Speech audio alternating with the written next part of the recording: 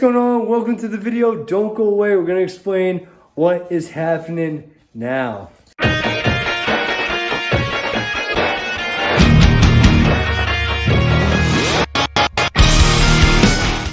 All right, so we got TRT. So we went over the video about the testosterone, my results, all that type of stuff. So this was actually probably the best route I could take. I'm trying to get up to a optimal normal level, so between 1,000 to about 1,100 would be ideal. 1,200 isn't too bad. A lot of people can get up to 1,200, but optimal normal level. All right, these bodybuilders who take a lot of other stuff, their levels are at 3,000. I'm not trying to get to that. I'm trying to just be at a higher normal level. I'm at 223, so I'm gonna about get 5 times my amount that I'm at right now. All right, so this is for just general health. A lot of people are like, oh, what are you doing? You're just super physiological. It's not like that, okay? I'm not doing this just for my bodybuilding career. Don't get it twisted. I'm doing this for health. All right, I'm hoping that this will actually help with some myotonia, some injuries, some recovery, just because it's not optimal, because all my jobs are super physical. So I need to make sure that my body is keeping up. I have a normal testosterone level to support my recovery, my energy, my mood, stuff like that. So what we're doing though, we're taking the syringes. So I'm doing a subcutaneous needle. Okay, it goes up to 100 units. So what we're filling it up to is about 15 right now. So I'm getting about 120 milligrams per week. So what I'm doing, instead of doing 2 shots, 2 injections per week, they want me to do about 60 and 60. Instead, I've been splitting it up into 3 to 4 doses. So if I do it Monday, then I'm doing it Wednesday, Friday, Sunday, then Tuesday, Thursday, so on. So every other day is the schedule, and I divide those units up equally to make sure I'm getting my 120 milligrams per week. So usually they say 2 doses, but I don't want to go on that roller coaster up and then 4 days later or 3 days later, I start to dip. I try to continue a constant dose where they start to level out. I don't have that roller coaster of like, oh, there's my test, and then, oh, test starts to go away. So keep it more consistent. Some people do it every day. Some people do it even once a week, and they take a big dose of, let's say, 200. So what we're going to do, we're going to see how this goes after 3 months, check the levels, see how it's going. We're hoping that it goes up a decent amount. So I started off fairly low. A lot of people usually start at 200, but we're going to see how 120 goes. I've only been on it for about a week or 2, not that long. A thing that can happen with testosterone though is that, okay, your testicles can stop working, all right, because now they don't need to produce any testosterone because you're getting it through an injection. So now it's like, what's the point? So I'm taking HCG. I take this once a week, 25 units. Okay, again, subcutaneous needle. So this one I inject through my belly fat, so that keeps my balls working. Okay, so it still keeps them producing and keeping the norm, reduction of inflammation, try to keep fertility as much as possible. So those are the 2 I'm taking. So HCG is once a week, and testosterone I'm doing every other day. I inject through subcutaneous needle with testosterone. I go right into the thigh, so the inner thigh where the meat is, and I'll inject that again every other day. HCG once a week, only in the belly fat for the HCG. They don't want it anywhere else. Some people can get intramuscular needles injected through the shoulder or the butt. Okay, definitely there's no right or wrong way through it, but so far that is what we're doing with the dosing so far for the TRT. So the benefits we're looking to get out of this, again, because of my MD, the testosterone does plummet consistently.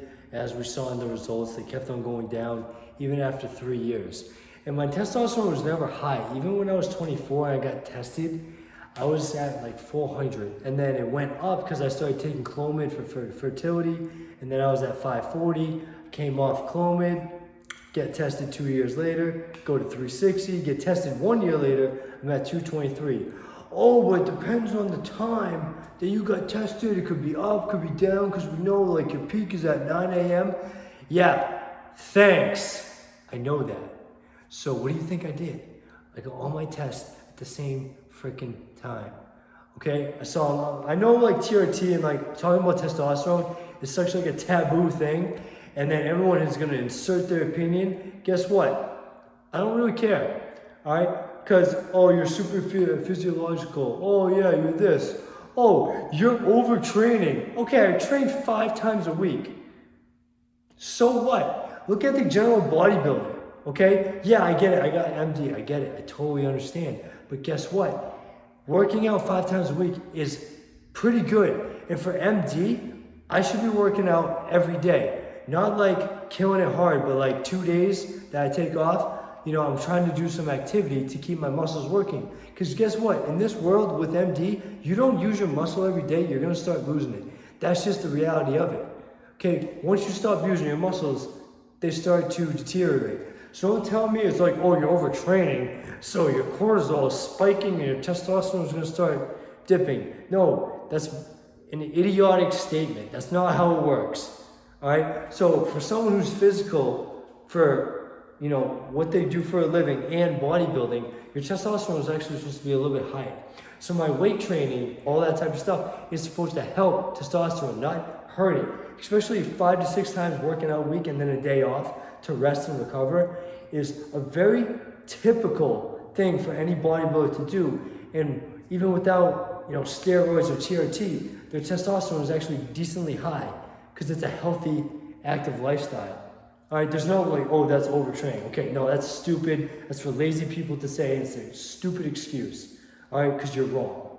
All right, but then it's like, oh, your diet. Well, because your diet, well, okay, because I'm cutting. Yeah, I get it. If I'm cutting, yeah, maybe my optimal levels aren't going to be there. But guess what? I wasn't cutting when I got my test done. Any of the tests. One test, I was bulking, so I'm eating a ton of good food, you know, and eating plenty of calories of carbs, fats, and protein, but levels were still low. They were at 360, all right? And then this time, I was just eating a normal diet, not trying to bulk, not trying to cut, just going normal. And again, I was at 223. So don't tell me, oh, it's your diet. No, it's not, okay? And it's not my stress, because I handle my stress actually pretty freaking well. All right, but I get annoyed when people want to insert their opinion like, well, this is why your test levels are low. Or maybe you didn't listen to my last video and be like, yo, hey, maybe MD has something to do with it. Muscular dystrophy and low T levels go hand in hand.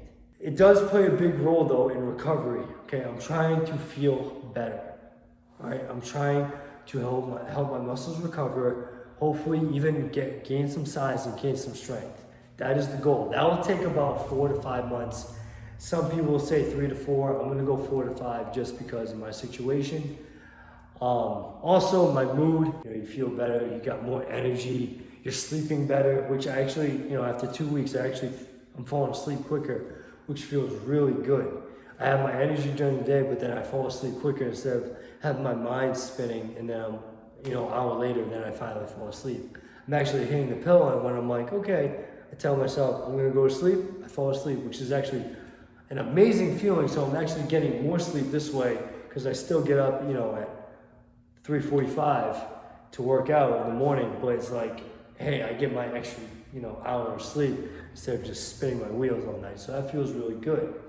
Also, sex drive, libido is supposed to spike up. So instead of like, okay, maybe you can go maybe once a day and then you don't recharge till like 36 hours, which again, that is a symptom of the MD. Sex drive is a little off, it's a little different. Even pain during that is, you know, a real thing. But we're trying to eliminate all of that factors, and hopefully that can go up a little bit. We're trying to help fertility as well. I talked to the doctors that they're trying to see if they can control the FSH and LH and make those a little more in the norm, because those were a little high for, you know, what you like, but the HCG is supposed to help that as well. So I'm also taking saw palmetto, which is a supplement that's supposed to help, again, sort of like the HCG, fertility, keep, you know, everything working, and to control like the prostate from getting out of whack as well. Cool. So there are side effects, you know, there's side effects of hey, you could get, more acne breakout, hair growth, except for like the head, you could go bald, but who cares? I don't really care about that. But hair growth everywhere else. I've never had back hair, so I'm hoping that doesn't come up, but it might. And if it does, Julie can chase me around with a razor. I don't really care. Other than that, gynecomastia is a big one, but they don't want you to really take an AI because your estrogen should go up as your testosterone goes up, obviously at a good healthy ratio, but you don't want to get gynecomastia, which is man boobs, and you start to look like a female there. So that is a real thing though, but like I said, they'll give you an AI if that starts to happen, and you should be able to sense when it's starting to happen, like tenderness, maybe a little lump underneath the nipple, stuff like that. So then you take an AI, which will suppress the estrogen. But the thing why they don't, you actually start to feel sometimes like crap. Some people need it, some people don't need it. But the AI will suppress the estrogen from going up, and it will start to lower it. But the danger of that is your bones can start becoming a lot weaker if you don't have a good balance of test and estrogen. So you gotta be very careful on how we do that. But those are like the biggest, symptoms. But then everyone's like, oh, well, your heart's gonna explode. Okay, so that means when I was 18 at a prime amount of testosterone, I should have been dead.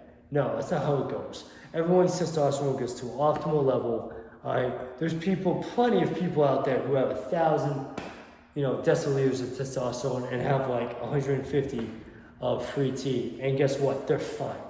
They're actually usually on the higher end of the spectrum where, usually they have just better natural muscle tone. But guess what? They're fine. They're healthy. Like, just because I'm trying to get to a normal level, I'm not trying to be Arnold Schwarzenegger or, or Kai Green, all these people who have 4,000, 3,000 deciliters of testosterone. That's not what I'm doing. I'm doing just testosterone injections to get to a normal level, to feel better. All right, but this is such a tough subject for a lot of people, and they can't wrap their heads around it. Like, why would you do that? Why don't you just do this naturally and take some zinc and take these vitamins and then eat a different diet to increase natural testosterone? Yeah, I can do that, or I could take just a regular test boost supplement that they give you and increase it by like 18%. Okay, increase 200 by 18%. Whoop-de-frickin' do. I'm not gonna feel a thing. But when I'm at 223 and I'm gonna jump all the way up to 1,000 and multiply my previous one by 5, yeah, I'm gonna definitely feel a difference. Okay, I'm already feeling a difference between whether, it's my sleep quality already, and that's huge. And the sleep is gonna help everything else too. It's gonna raise testosterone naturally because I'm getting more sleep. So the goal is to see how my body can respond to it. I know that this is a life sentence now. I'm always gonna have to take my injections. If I miss a dose here and there, I can make it up, but it's not gonna kill me too. But I'm always gonna have to be on TRT. But that's a choice I made, well thought out. I've been thinking about this for about 2 to 3 years when I found out how low it was. And then as it kept on getting lower, I was like, you know what? 223, I am now at low T. I'm, in a medical need for it. So it was kind of a no-brainer too, hey, let's go on TRT. And again, I'm not a doctor. I'm just telling you, my choice. I'm not saying, yeah, go out there and get TRT. I'm not promoting it. I'm just telling you, this is a choice that I made for me. I think it should help me out. Being a PE teacher, I gotta stay active. I gotta be able to do workouts all day, lift stuff, move. I'm always on my feet, personal training, and then my own personal bodybuilding. If you know anything about TRT, you know how beneficial it can be. I'm at a very low need, and this can affect a lot of stuff in your lives. And I'm just trying to find a better way. So thank you for tuning in. If you've stayed with me this long, I appreciate you. That means a lot. Like I said, I'm not a doctor, I'm not promoting this, but this is just gonna be my experience with it. But again, this will be a lifelong thing. And I have a really good feeling though that this can be a good, healthy way to improve just quality of life. That's all we're trying to do here.